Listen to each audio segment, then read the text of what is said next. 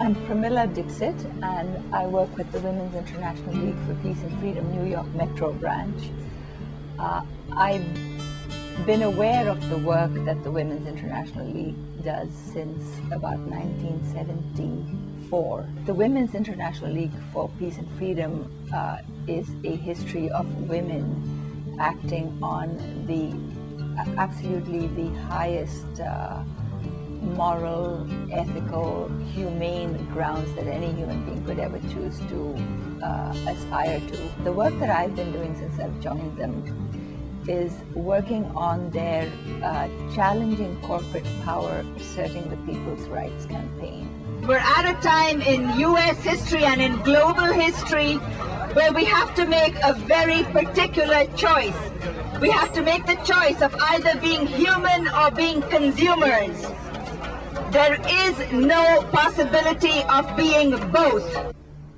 I spoke about this at the International Women's Day march on Saturday, which was also a march against sweatshops.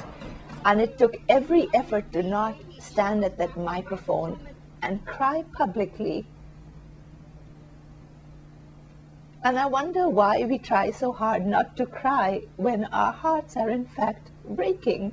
Consumers depend on the labor of sweatshops, on the labor of human beings who are reduced to being called cheap labor.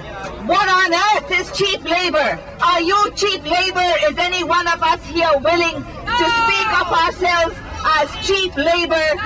There is not a single person on this planet that is willingly yielding their labor power for no price at all or for sweatshop prices.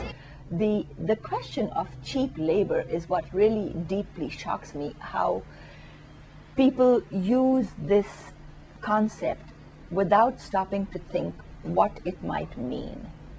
Just what part of a human being is cheap labor? Now, generally, the aspects of a human being that are used in production are the arms and the legs when they are considered cheap labor, because the job that they're doing doesn't involve any thinking power, supposedly. It therefore drives down their price.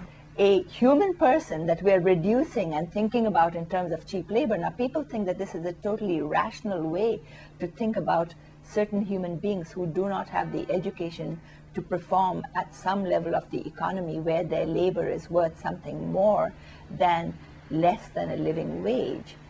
That should become so outrageous that we should be unable to contemplate it as human beings. Lack of heart, I believe, is the systemic problem that we all suffer from. And that is, as an adult now, I recall that, and it guides me into the struggle. And I feel very often that we come to the struggle and we speak to each other very rationally because we're not supposed to cry.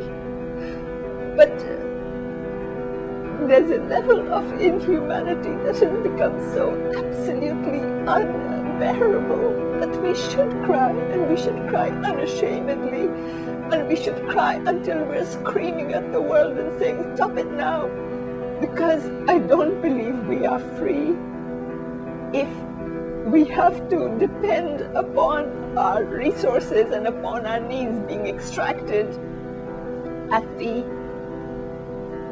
absolute uncompassionate use of our fellow human beings. We're not here to say with one voice, we're not going to take this kind of thing. We're here to say, people united will never be defeated.